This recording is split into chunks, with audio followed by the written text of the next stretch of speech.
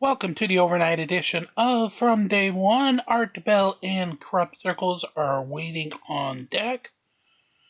So, without further ado, here's Art Bell in the last few minutes that Charles Maxwell was on before Art Bell dismissed him for open lines.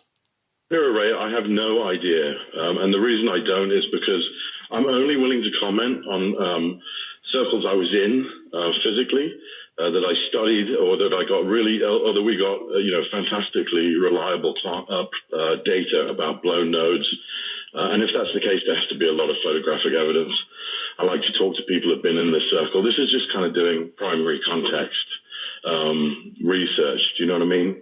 Right. Going to Chibolton, the antenna, I really don't know. I can tell you that the disc, the ASCII disc in the face, as much as people have fallen in love with that thing, is fake. It came down over 3 days. And I know this because Andres Muller went down there to Chibolton and talked to a farm manager. And he said, clear as day, it was a 3-day formation. So the ASCII disc that everyone goes nuts about, with the alien, the typical gray holding that disc, is undoubtedly fake. Thank you. You're very welcome. Thank you for carrying the call. We appreciate it. And let's go here to the phone. You're next, whoever you are. Yeah, hi, this is Ronald calling from Malibu, California. Hey there. Hi, thanks for taking my call, Charles. I have just two quick questions. Wait a minute. Ronald. Yeah. You're the Ronald who was packing up with his wife to go running away. Yeah, in fact, we finished packing up today. When do you leave? We are actually leaving Wednesday. Wednesday? Because, Wednesday. We're going Wednesday, and then we're going to stay until the 28th. All right. Sorry. Go ahead for the guest. Okay. My first question is, have you thought about putting up like a closed-circuit TV surveillance cameras near the crop circle site so that you can actually capture footage of the crop circles being made, which I think would lend a lot of credit. It would lend a lot of credibility to it, I think, and attract some real scientists. And then my second question is, and I've used this to crowdfund web series before, have you thought about doing like Indiegogo or Kickstarter or GoFundMe to gather not only funds to continue with your project, but also gather possibly some real technicians who can come in there and make your software and drive work for you? Okay, those are both good questions. Let's go to the camera one first. Right, the camera ones are great. Thank you for mentioning that. There's a very good reason why we didn't set up hidden cameras. One, it's expensive, and we couldn't budget for that. Two, and this goes to the kind of political side of crop circles, there are hoaxes everywhere. Mm-hmm. If they even suspect that you have a camera in a field, the first thing they're going to do is the first thing they're going to do is try and trick you. The second thing they're going to do is steal your camera. So that has been considered. In fact, my director of photography said, why haven't we done that? He was very cavalier about catching hoaxes and really went the extra mile. It's just not financially feasible for us 5-6 years ago. It might be now, I think. You could put GoPros, camouflage them and hide them all around us. That's what I was going to say. Get a drone. Yeah. Why not get a drone? Wait until something's in the middle of a formation, fly that sucker up, and take a look-see with night vision. Yeah, night vision is a great way to do it. I think that you've just hit on the way to really get to the bottom of this. There's another way. I mentioned earlier weather satellites, and Art corrected me about the Klystron array. But weather satellites in Britain scan every field in the nation every 15 minutes. Mm-hmm. This is our food source, so of course we want it protected. So I've always said, why can't we simply see the weather data? Because we could, 15 minutes is not enough to make a large circle. We would definitely catch them in the act if we could have access to those weather satellites. All right. His next question concerned continued funding for your project. Crowdfunding, GoFundMe, something. Yeah, that's, again, a very good idea. What I've decided, and I didn't arrive at this easily, is that we have some significant flaws in our design. So that if I were to continue funding, I would hit the same problems. And those problems we've discussed a little bit, stuff like mounting, the fact that I could never get that disk to rotate anywhere close to the speed it needed to bend that plasma with an EM field. So What I would prefer to do, mate, is to find a more viable version like Nassim's and invest there. And I think that we need to be smart and discerning about which technologies we endorse. Do you know what I mean? Yes, I do. And in your case, you don't want to use GoFundMe. You want to use Please Pay Me Back. Please pay me back, yes, because I'm still in the red. Yes. All right. On the phone, you're on the air with Charles Maxwell. Hello. Hello? Yes, hello. Yeah, this is Donnie from Delmar, Maryland, Roswell's TUR. Thank you. Hi, Don. I have a couple of questions. Can I pick you up on shortwave radio? Yes. What channels? 5085. 5.085. Okay. Okay. And my second question is, we sent a message into space with our DNA coding, and like right below it was a shape of a human. Yes. And then I guess I'm not sure years later if we received the message back, and it had like different DNA coding and an alien right below it in a crop circle. Well, are you in the crop circle? Okay. What about that? Well, you're referring to, let me see, that's the data strip response is what you're referring to, where actually the little gray fellow was supposed to be silicon-based. That's right. Yes. Yeah. Yeah, that was really interesting. Unfortunately, because it was that's a Chibolton formation as well, or that part of the world. So I'm afraid to say I don't have a lot of data on that one. It did come down, I think, about 10 years ago. And so rather than put my foot in it, I don't have enough kind of empirical data about what the lay of that crop circle was. But off the top of my head, based on the ASCII disk, I have serious questions as to the legitimacy of that circle, I'm afraid. All right. You're on the air with Charles Maxwell. Hello. Hello. Hi. Hi. Go ahead, sir. Oh, this is Art Bell. My gosh, I can't believe it. Try to believe it. Huh? Yes, try to believe it. You're on the air, so go ahead. I do. My favorite guest of yours from 2000 or so was a guy named Michael Schumann, Dr. Michael Schumann, man from Skeptics magazine. Yes. And I'm not a total skeptic, but I kind of look at all things in a roundabout way. Now, crop circles, I've heard many people speak of them.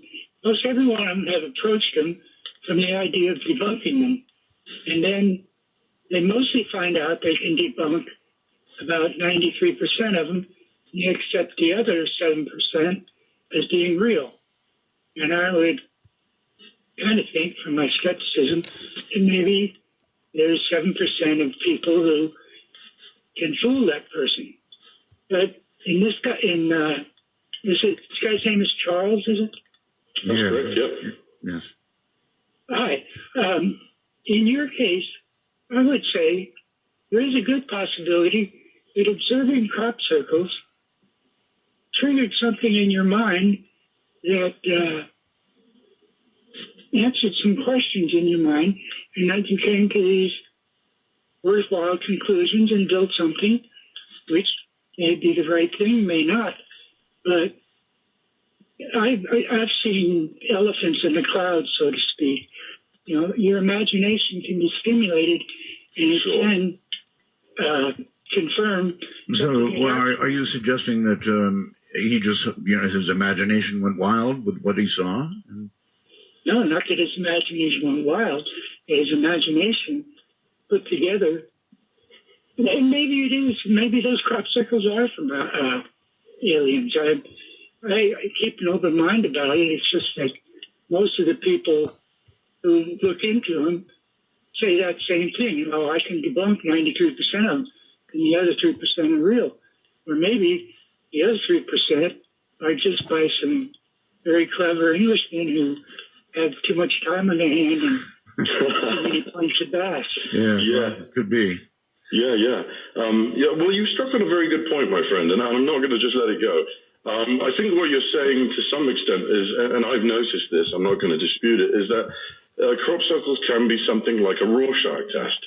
So there is the possibility that you bring your own kind of decoding, as it were, that what you see what you want to see. And you could certainly levy that argument against me and say, well, he was looking for technology and he found it. Mm-hmm. I think actually that's a very legit question. And I don't really know how to answer, except that we tried very hard by using scientific method to kind of divorce ourselves from that possibility. Well, to spend 150 grand of your own money, you must have thought pretty hard about it before you took the bite of the apple. Absolutely, of course, yeah. And the other thing, is that we have to decide, and this is another point that your question raised, is who's actually making them? Who is actually behind the real ones? Are we assuming that it's aliens? Because I think that's a false assumption. We just have to assume they're real because, and this is the distinction, there's ones that are boarded, where it's the weight of a human being has crushed and killed those plants. They're never coming back up again. They're not going to be 30% stronger the next year. Do you know what I mean? Yes. And yet we have these real ones. So we have to decide first, is this, like Art says, is this a military satellite? Is it aliens? Is it the planet itself? There's some real mind scratches, vendors that you have to come to terms with. And it's clearly, it could be us. We could be doing this to ourselves. It could be a joke. It could be some kind of projection technology that doesn't require boards, but doesn't require aliens either. Well, you must have thought about all this before spending all that money. Now, you've got a video. Is that for sale? You're selling the video or just available? The film, you mean? Yes. Filled Full of Secrets. Yes, yes. Actually, it's available on Netflix right now. It's also on iTunes, Amazon Instant, Hulu, Vudu, on various of those pay systems. I think that's the easiest way to find it if you do want to give it a try and see what we got up to. All right. Well, I hope they do. I think that we pretty well wound through your story, Charles. So I'm going to thank you, tell you that it was a wonderful night. I wish you all the luck in the world. One of these is going to work out, buddy. One of these days, somebody's going to come up with it. And if they don't, we're stuck on this planet.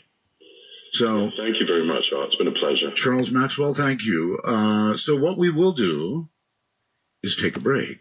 And when we come back, we'll do open lines. Absolute open lines. I'm not even going to suggest a topic. I'm going to take 1 hour of solid open lines on the phone or from Skype. Either way. So if you've got anything you want to say, the next hour ahead is the place to say it. From the high desert, this is Midnight in the Desert.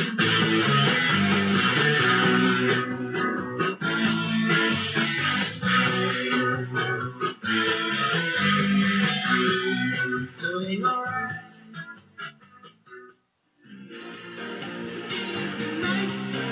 My body's weak. I'm on the run. No time to sleep. I've got to grind like the wind to be free again. Midnight in the Desert spans the world.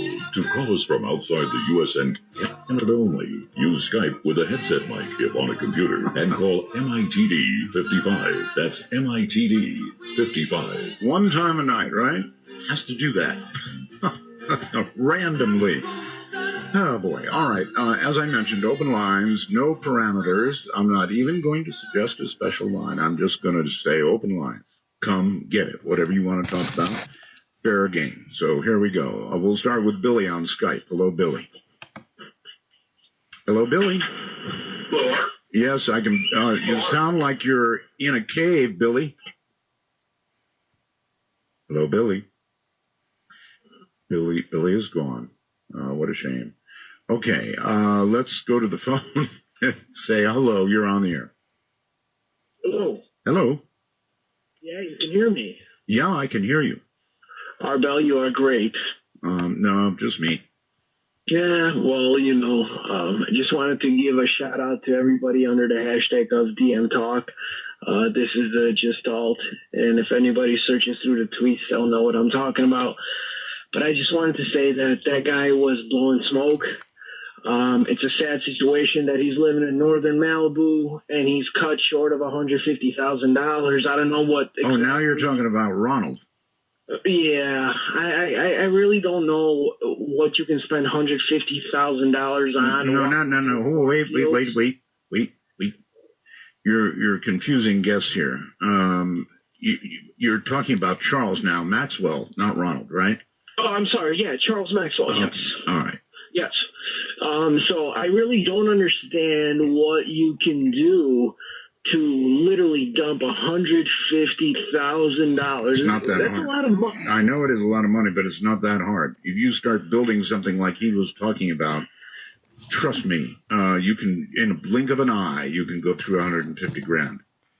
I mean, I'll just speak on behalf of the majority, and the whole thing is that it just seems like it's a circle, and the only crop circle that's been created is the one that he's created, and he's probably running around in it. Because I mean, it's just, come on, Art. I mean, there's real stuff out there, but this guy's blowing smoke. I can't buy it. Maybe. I mean, he blew 150 grand of his own smoke. But can we prove that? Oh, yeah, I think you can. I'm sure he's got receipts. Yeah, sure. God bless you, Art. Take care. Can I prove No, you'd have to drag out receipts. I don't doubt him. I believe him. Chelsea, I think it is on Skype. Hello. Hi. Yeah, I wanted to... Oh, I'm getting an echo. Sorry. Depends how you set up Skype, Chelsea. Yeah, it's only... But anyway, I hear you fine, so what's up? Okay. So I had this great argument for the atheist the other night, but didn't get a chance to bring it up. That's true. And I tried. Good Lord, I tried. I had several on who said, yes, I can get him. Just put me on with him. And,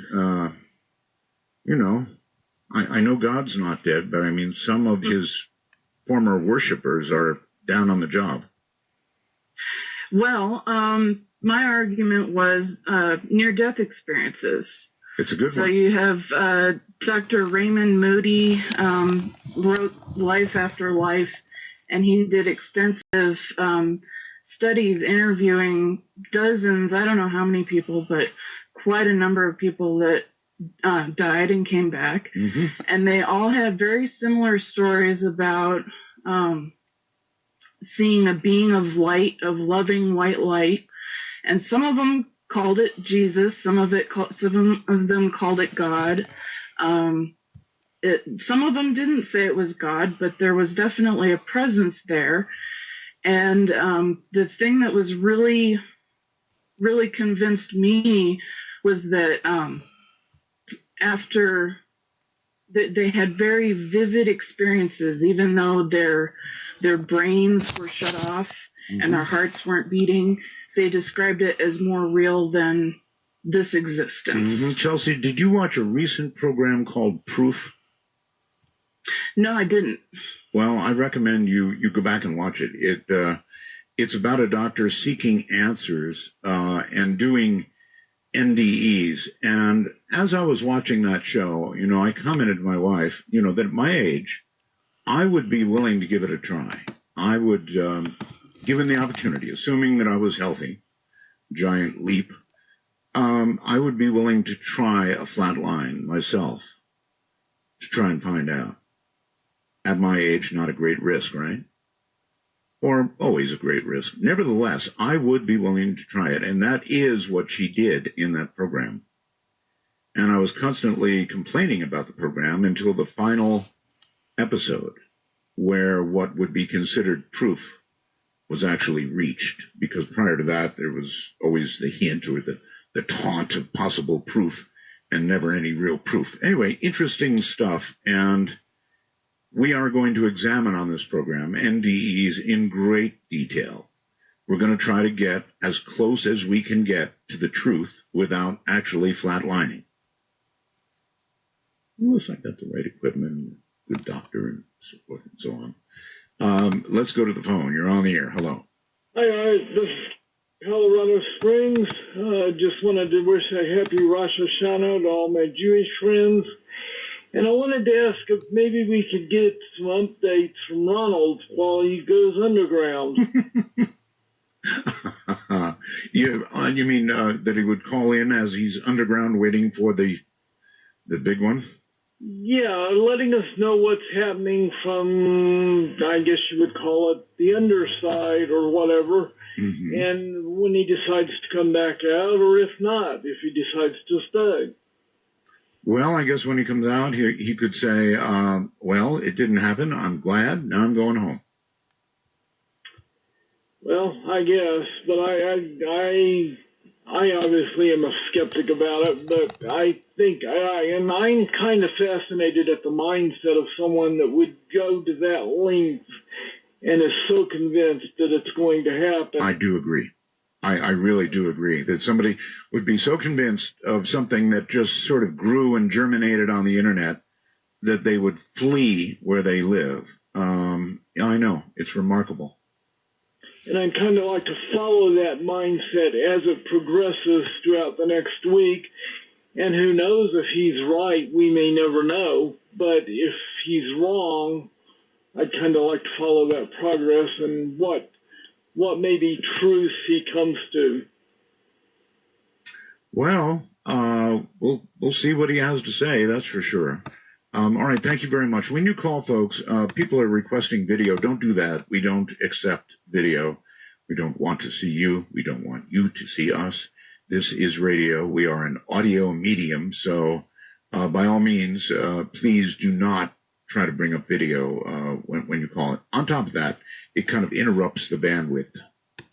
Steve, you're on the air. Hello. Oh, hi, Art. Hi. Hey, the gentleman earlier that called and asked about shortwave. Yes. It brought up a question I wanted to ask you when you had open lines. Sure. You remember a few years back on shortwave, there was a series of numbers? They're called numbers stations, yes. And what were those? Did they ever find out? Oh, no.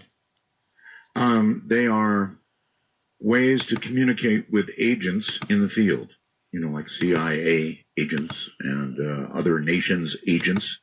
Those numbered stations are there, and all you hear is a girl going 37, 64, right, I remember hearing those. Yes, So that's a way of communicating a cipher code. So it wasn't a mystery after all. I always heard it was a mystery. Nobody knew what it was. Well, that is the healthiest theory, Steve, of what they are. I see. Okay. Well, I have one more question. Sure. What's your theory on orbs? Like I saw one once, and I have no idea what it was, and I wondered if you had any ideas what you might think it is. And you saw an orb. Wait. You saw an orb with your eye or something that was rendered on a camera? Okay, I was outside, and I saw it passing across the street, and it rested on the roof of the garage across the street from me, and just sat there, and it was like it was observing me, like I was observing it. That's really weird. I'm sorry, Steve. I don't have a theory for you. The ones they catch on camera are pretty much baloney, in my opinion. But seeing one with your bare eyes beats me. And the strangest thing of it is, it was like 20 years before. This happened like 4 years ago, I think. But a fellow that I became friends with where I worked, about 20 years prior to this, was telling me that he was going home one day, and this was like in the middle of the afternoon, and he was describing what I saw, an orb. Mm-hmm. And I didn't know whether he was making it up or what, because I didn't know him that well at the time. And until I saw one, and I'm going through my mind when I saw it, I'm thinking different things on what it could be, and then all of a sudden it dawned on me, this is what it is. And the light that it gave out was unlike any kind of light I've ever observed.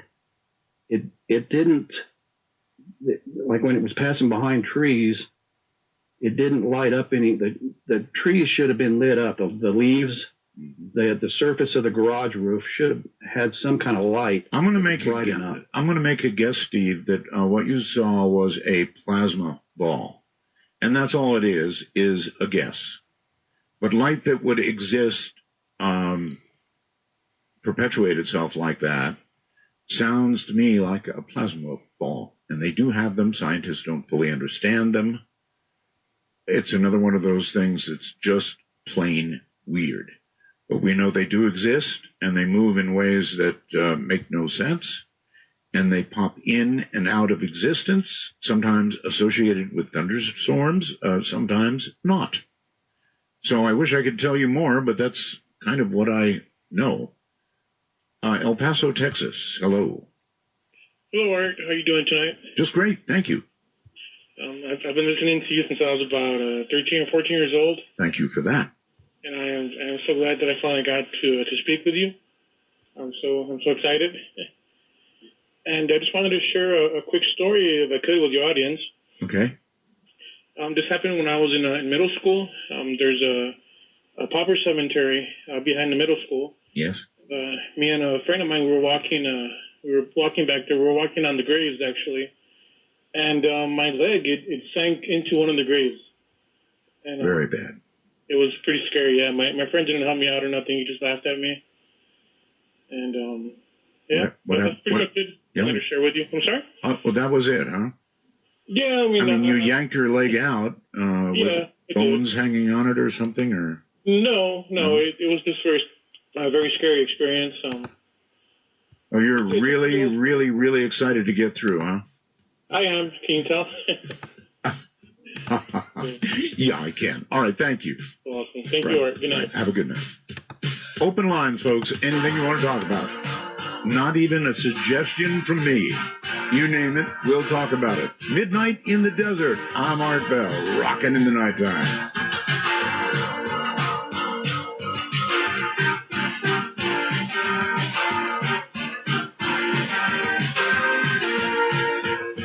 Tonight, we're gonna make it happen. Proudly part of the Dark Matter Digital Network, this is Midnight in the Desert with your host, Art Bell. Now, here's Art. We're in open lines. Anything you want to talk about is fair game. Anything at all. Let's go overseas. Hello there somewhere. Peter. G'day, Art. Can you hear me well? Good day. I do indeed. Oh, great. I've got a story about possibly alternate timelines that happened to me about 7 years ago. I was in the car with my children and I was going to the heated pool, and I asked my children to put their valuables in the glove compartment, and which they did. And then we went to the pool. We were travelling home, and we got home, and I decided I would go inside, and I didn't. I forgot to remind my children to get their stuff out of the glove compartment. A day went by. I still hadn't reminded my son to get his watch from the glove compartment. And then the next day go by, I'd forget again. For about 3 days, I forgot. And then on the third or fourth day, we were going to go to the pool again. And we got into the car, and I said to my son, Kyle, I forgot to tell you to get your watch from the glove compartment. And there was dead silence from the back of the car. And I couldn't work out what was going on, why there was such silence, because he normally would respond straight away. And I turned around and he was white in the face. And he said to me, "That's funny, Dad, because I've been wearing my watch all day, and and I've been showing my friend at school." And at that point, I reached over to the glove box and I took the watch out of the glove compartment and I gave it to him. And we can't really work out what happened.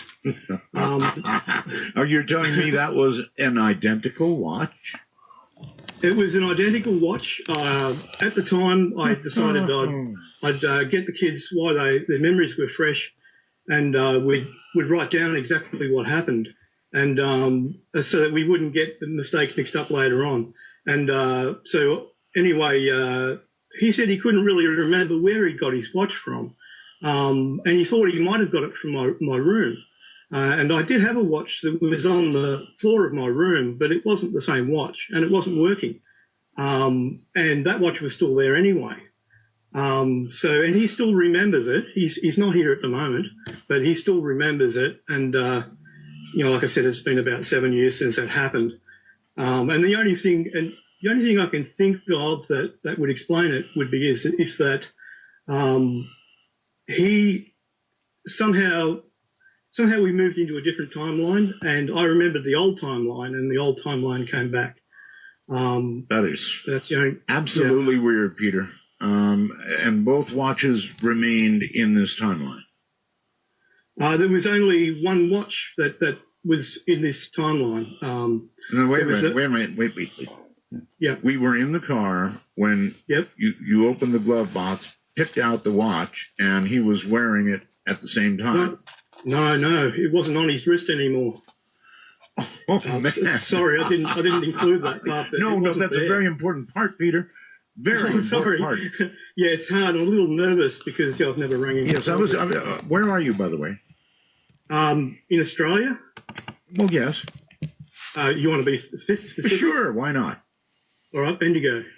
Okay. Well, see, I don't know. There's a place north of Melbourne that's about 150 km. All right, that was a very important part of the story. Oh, my goodness, what a story. Good one, too. Yeah. All right, buddy, thank you very, very much. You left out the part that suddenly made you go, oops. My goodness. Chris, somewhere or another, hello. Hello, Art. Hi.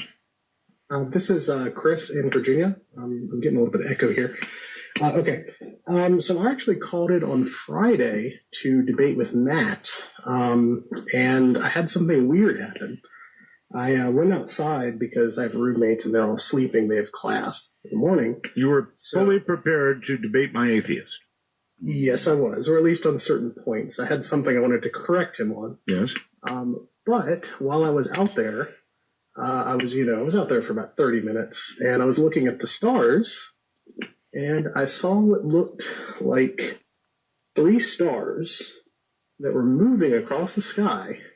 Yeah. However, they would get closer to each other and further apart from each other. They were about an inch or so in visual terms. Pretty creepy. Away from each other. Yep. And they would switch positions. Oh, stars. Not like it was a single object rotating. Stars don't do that.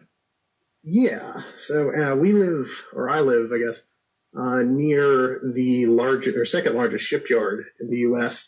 and near an air base and an airport. And I'm familiar with jets. The F-22 flies over my house all the time, and it's quite disruptive. Mm-hmm. But there was no sound or anything.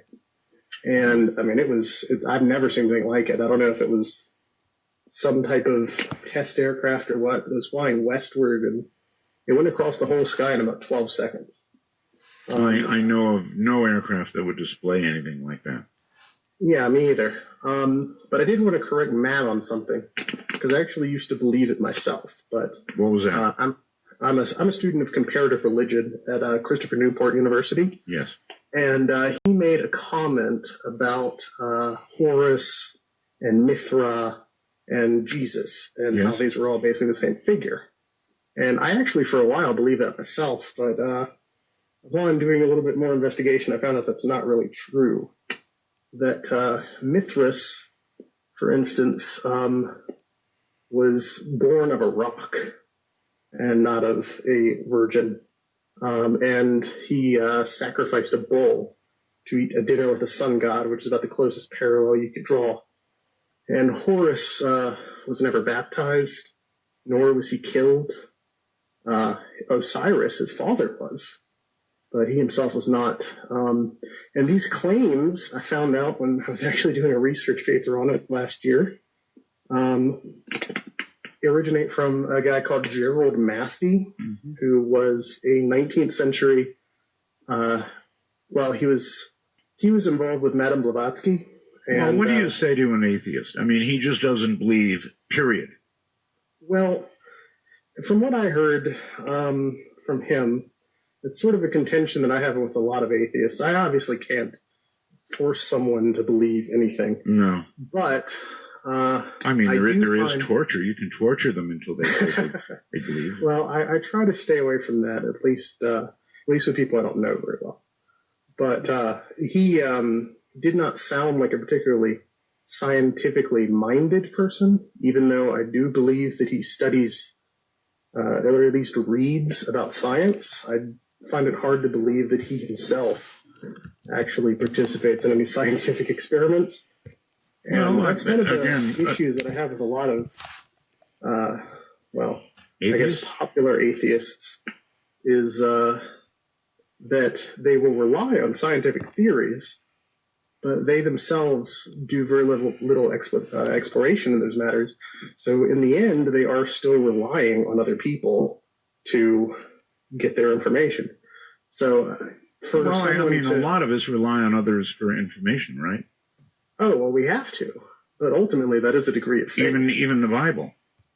Exactly. That's just relying on others. Any religious text. Mm-hmm. I mean, and the thing is that if you're going to rely on another human for information, I think, especially when you yourself have never examined any of these things, it's a little hypocritical to me to call someone out on their faith, whatever it may be.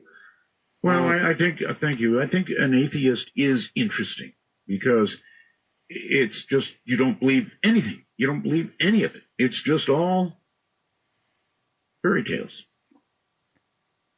So it would have, if we had ever come up with a good debater, it would have been very interesting. But I tried really hard. You're on the air on the phone. Hi. Hi, Art. Thanks for taking my call. And I just want to give a quick shout out to the Facebook group. I'm just curious if you're familiar with simulation theory. I know I mentioned it a different day that I called. I'm sorry, which theory? Simulation theory. Essentially, it posits that we live in what we would consider a computer simulation. Oh, the Matrix. Sort of. It's a little bit different, but similar idea. Same idea. Really what's really interesting is that there's more and more. I would hesitate to call it evidence, but some science that suggests spooky things. For example, there are quasars, which are these large galaxies which have supermassive black holes in the middle of them. And they're all aligned in certain filaments in the universe that's non-random. And there are different other things like Planck length and quantum superpositioning, which kind of, it's reminiscent for if you're playing a video game. You can see that walls will render when you look at them, but when you're not looking at them, the walls aren't really part of the game because it would use up too much power. It's sort of similar. It's a similar idea to how you can see electrons that will exist in every sort of possibility until you look directly at them, when then they're in one place. Imagine how horrible it would be if you sat down in front of your computer, moved your mouse, and your wife suddenly shifted rooms. I think that would be incredible, because then I would never have to move. That's the direction we're headed anyway, aren't we? A little bit, but what I think is really interesting is what you do if this is true, what the solution is to this. And I think the solution is what someone has said. Reboot. To make your own simulation. Yes, sir. The people watching us. Let me say it again. Reboot. Sure. Hold on. We'll be back. This is Midnight.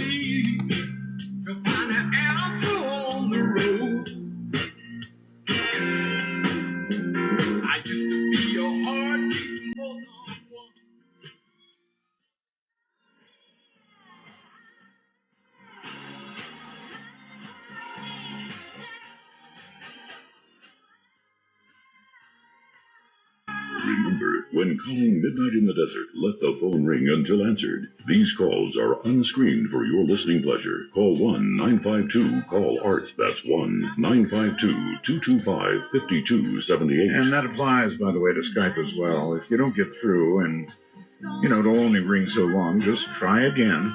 Don't give up. Persistence will pay off. And I was thinking about this caller and what he said. How cool would that be or uncool, if one day you went to your computer, you just jogged the mouse a little bit, and your wife went across the room, or your child, or something in your environment went whoosh. How weird would that be? Anyway, you're back on the air, sir. Thanks, Art. You play the best music in between, I gotta say. Thank you. But what I think is really interesting is if we are a simulation, how do we respond to it? What do we do if we want to survive? What does surviving even mean? And what some people think is the right answer, which I think is pretty elegant, is we should be in a race to make our own simulation and to make it as accurate as we can to some type of universe. Because assuming that we're being watched, right? Oh, yes. Someone who's watching us will look and see that we've made a simulation, and then they're going to wonder if they're a simulation. So they'll stop them from pulling the plug on us. And it becomes turtles all the way down. And what's interesting is where does it end? Where is the top? And I think that's a very fun question to think about. And I think it's a very freeing idea and makes technology seem all the more interesting to me. It does. All right. Thank you so very much for the call. And Thank you. I'm going to ponder that for some time, actually. A number of people have posited this theory that we may be living in a simulation, and for all we know, we are, right? What do we know? Again, if I were doing a new Twilight Zone, that's where I'd be going. Just jog that mouse a little bit. Nicola on Skype, you're on the air. Hi, Art. This is Nicola. The Nicola that Charles was referring to, actually. Really? Yes. Well, excellent. I'm glad you decided to call the show. I'm glad you made it in. He's not still here, but as you heard, he mentioned you any number of times. I tried to send you a couple of pictures as well. I don't know if you got them, but they might be useful for the discussion if necessary. When did you send them? I already did. You mean during the show? Nicola, during the show? Yes, it was. Yeah, see, I can't check my email when I'm doing the program, so I'll get them after the program. Okay. If you have any questions or anything like that, I just thought I'd call in and touch base. If not, fine. Well, what did you think of his project?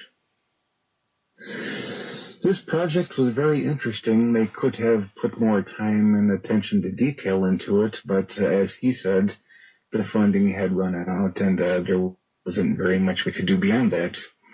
Some of the things he did not mention were the limitations that were placed on the project because of safety. Primarily, it's like nobody in production really wanted to get burned alive, so we kind of like tabled that for something else some other time. All right, getting splashed with liquid aluminum is nobody's idea of a good day. Either that or exposure to high-intensity microwaves either, It's like good day ruiners. I do. Thank you very much, Nicola, and I'm glad you called to kind of back him up. Obviously, the man thought he was really onto something. Apparently, he was, because the people who have looked at it, yourself, Nassim Haramein, really, I think he was on to something, and he spent $150,000 of his own money. So, God bless people like that. And one day, somebody like that man, if not that man, will invent something that will take us to the stars.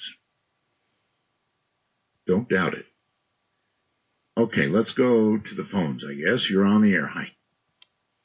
Hello. Hello. Yes, I was taken by the guest that you had tonight. There were certain questions I had for him about the particular crop circle that he has on his trailer, but I'm not able to ask him directly, so there's no point in bringing that up. But it did lead into... well, let me ask a question of you. You saw the trailer. It was very impressive, huh? Yes, sir. Yes, sir. Very impressive. And that particular crop circle has actually been notorious on the website for being one of the more complicated ones. There was an actual alien script that came up 20 days after that initial radar dish crop circle showed up. And then after the radar dish showed up on June 2nd, 2009, this mysterious script showed up shortly after. And I was really hoping to hear how he had interpreted that script, but that's all water under the bridge in that case. But anyway, you did bring up, Ellie Arroway's coming together with a third dimensional construct from the message that she received. And I've put a lot of thought into. Into what? You're gone. Bad. Just gone. Well, let's stick with the phone, I guess, and go here. You're on the air. Hi. Hello, Art. Hi.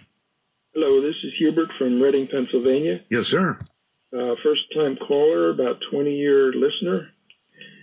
I had some suggestions for possible guests. Okay. There's a Dr. Joseph P. Farrell. I don't know if you ever heard of him. Here's what I would ask you to do. I have a really, really nice producer named Heather. And if you would email the suggestions to her, you would get action. She is producer@artbell.com. Okay. And that'll get the job done. All righty. Okay, thank you very much. Anybody with ideas, by all means, go to my producer, and, that's the way to get it actually on the way. In the meantime, let's, I guess, go to Skype and say hello to Ryan. Hey, how's it going? Okay, Ryan. Hey, so, Art, I have a question for you. Okay. What would you do if you had 8 days to live? If I had a what? If you had 8 days to live. 8 days to live? Yes. It's really a good question. 8 days to live. Why 8 days, by the way? Well, 8 days from now will be September 23rd. You think that's going to be the case? Yeah, I believe an asteroid will hit the Earth on that day.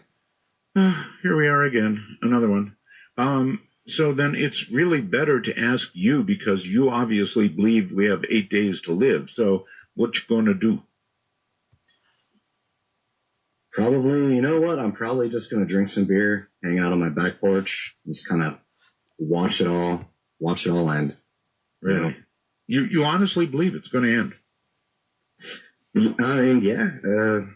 I think NASA is hiding that fact from us to not induce panic. Okay.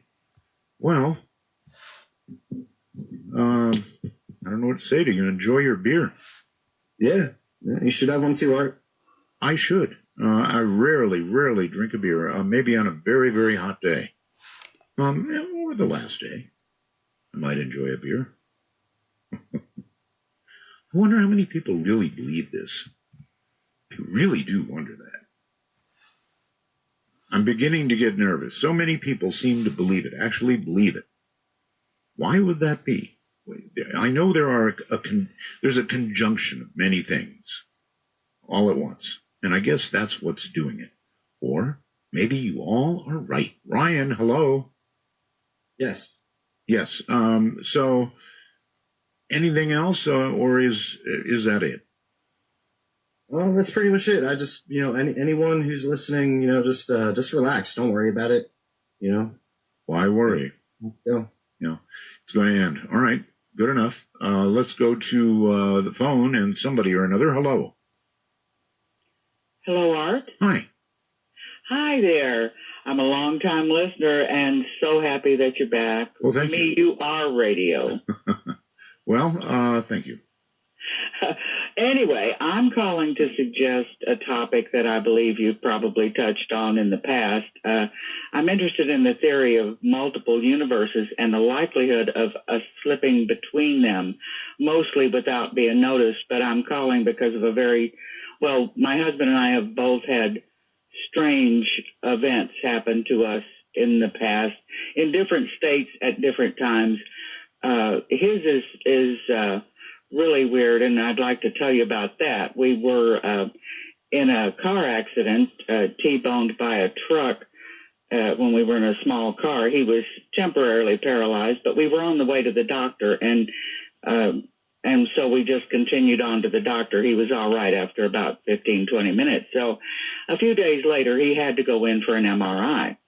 And this is where it gets strange. He goes into the hospital. We get the paperwork, go up to that department, and there's a people sitting behind the desk, and specifically one woman, another one that left. And anyway, so we hand over the paperwork and say he's here for his MRI. Right. And she said, well, he was just here. He just had an MRI. And she looked around, I guess, for the paperwork and maybe couldn't find it. I don't know. Anyway, I said, no, we weren't just here, and he didn't have an MRI. And she became so frightened that she stayed there for a few minutes and argued with us that he had just been in.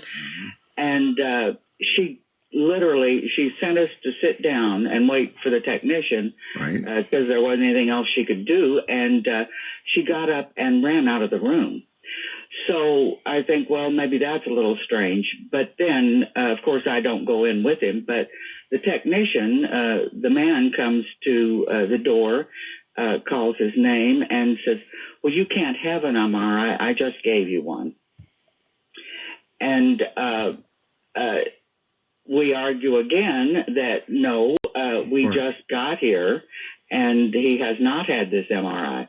Well, the technician didn't know what to do, but at least he didn't leave the scene. He took him in and he had his MRI, and there was some damage, but nothing, we're still around after 46 years of marriage. So that was the experience, and that's always stuck with me. Would have been interesting to compare the two MRIs.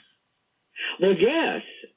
And I don't know what the hospital did. I mean, we just kind of let it go with that. But I've been thinking about it. This happened in 2000, and I have just been wondering about it ever since, and always wanting to approach you with it. My experience, that was in Nebraska, and my experience happened in Sedona, Arizona. And he was waiting out front. He wasn't with me when that happened. We had got into there, and I had never set my foot on the ground in that state. But we were hungry. It was late at night. We stopped in at a hamburger joint that was very crowded. There was a whole row of registers and lines of people, and the room was very crowded. I walk into that room, and a lot of people turn around and look at me and say, well, you're back already? You were just here. Yes. And that could have been like somebody who looked like me or was dressed like me or whatever. So, I mean, I didn't give as much credence to that as I did. You can't be giving people one MRI after another one, and that's what really stuck with me. And I know you've touched on a lot of different subjects, but I've often wondered if there aren't really multiple universes, and oftentimes people can slip from one to another without actually realizing it. I'm with you all the way. But it's interesting that you get witnesses to it. In other words, in that case, there was an absolute witness, and actually in both cases. Perhaps the first case a little stronger. Yes, it is. It's certainly possible. We could slip in and out of the current reality into something else. We'd never notice. But yes, I guess others would. Marvin, hello. Good evening, Art. Hi. Please turn off your device. Well, I don't have a device on. Whatever it is playing the show. Oh, I don't have anything playing the show. I'm in the other complete end of the house with an earbud in my ear on my iPhone on Skype. Okay. So it's some kind of weird Skype thing. I guess. Anyway, I wanted to talk a second about ham radio and harp, because I really think that, I don't know whether you've had much time to play on 75 meters this season, but the bands are acting different than they've ever acted before. I could not agree with you more. I absolutely agree with you. Conditions, if you want to call them that, Okay, I'm hearing that in the background very strongly. All right, I'm going to have to terminate because of that. But anyway, he's right. The man is absolutely right. Conditions have changed in a way that is kind of suspicious, frankly, of HARP. I have never quite seen anything like it. For those of you who are not ham operators, this will not mean much to you. But 75 meters was an old, dependable amateur radio band, one in which you could go back night after night after night and talk to friends reliably in, a 1,500 mile or less range. And that has changed. It is now true that 75 meters is no longer reliable in that regard. It does what's called going long, and the people that you generally associate and be able to, normally you're able to talk to them reliably, are no longer there. In other words, you can no longer receive them. So I want to, even though we had that going in the background, I had to cut the call. The fact of the matter is that he's right. Something profound has changed about the lower frequencies of the amateur radio band. I don't know what that something is. I just know that it has changed. It began a few years ago. It could be associated with the sunspot cycle, I suppose, or in the desert, shooting stars across the sky. Or it could be associated with HARP, and a lot of ham operators blame it on HARP. HARP, by the way, has now been turned over from the military to a university, and what they're going to do with it, I'm going to have to wait to find out. Listen, so many hanging on all the lines and all the callers. Thank you. Sorry I can't get to you. We'll do it again. I guarantee open lines every time we get the opportunity. Good night, all. Thank you, Art. And that will bring us to a conclusion as well tonight, here from day one. As always, like, share, and subscribe. Get us to the goal of 50,000 views, 1,000 subscribers. So, Boxy over Nexters and YouTube, pay attention to us. CoinBase and Ibotta, you know the drill. Get your $10 free for signing up. And then, of course, CoinBase and Earn. 2-minute lessons, 1-question quizzes to get yourself up to $100 in free cryptocurrency to use here in Dominion. So until tomorrow, the first full day of righteous growth, like, share, and subscribe. Be kind to one another. And it's always a great new world to release the Krakens. Have a great night. Enjoy your rest. We'll have a new art bell tomorrow as we march along here from day one. Have a great night, everybody.